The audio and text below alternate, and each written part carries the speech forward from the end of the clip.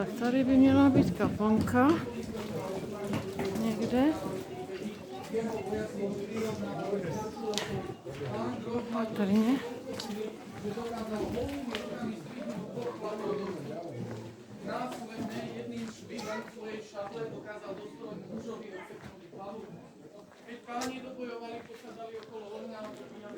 A tady dole, myslím, ta kaponka, ne tu.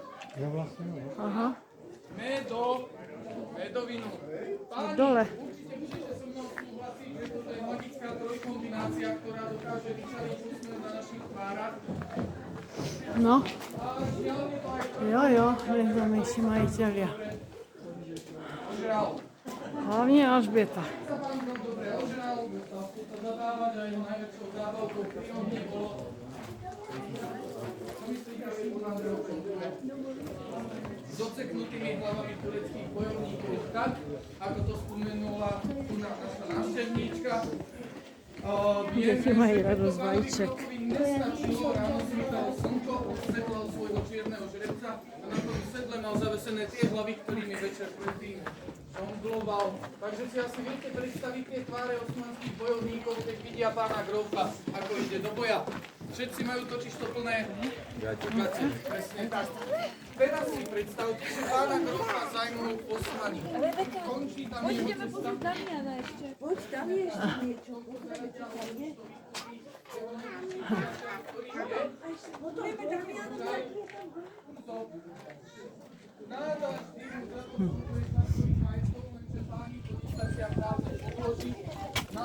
Tady je ještě jinde ta kaponka.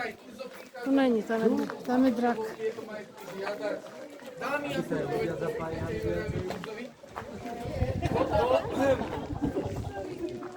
Takže, dámy, pošlete Juraja Turzu tam, odkiaľ prišiel a on vám úprimne za to poďakuje.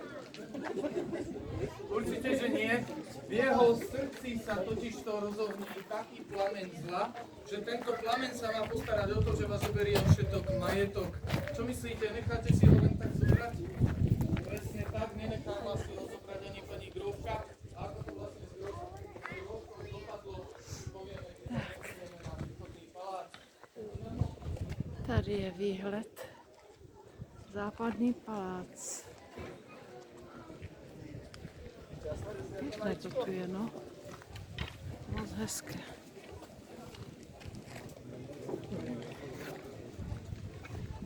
Je to tu pěkné, no.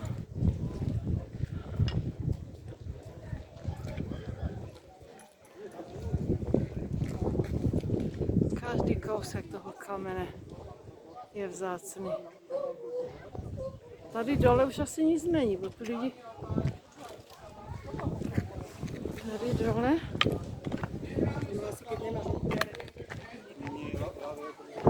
Co tady je?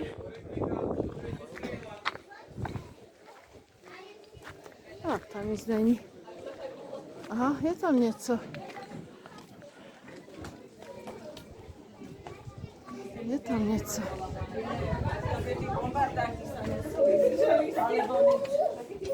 Tam je jamučírna.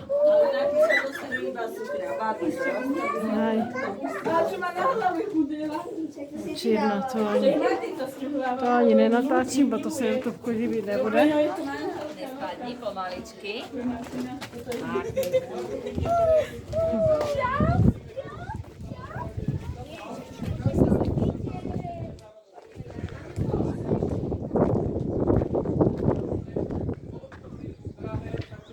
No.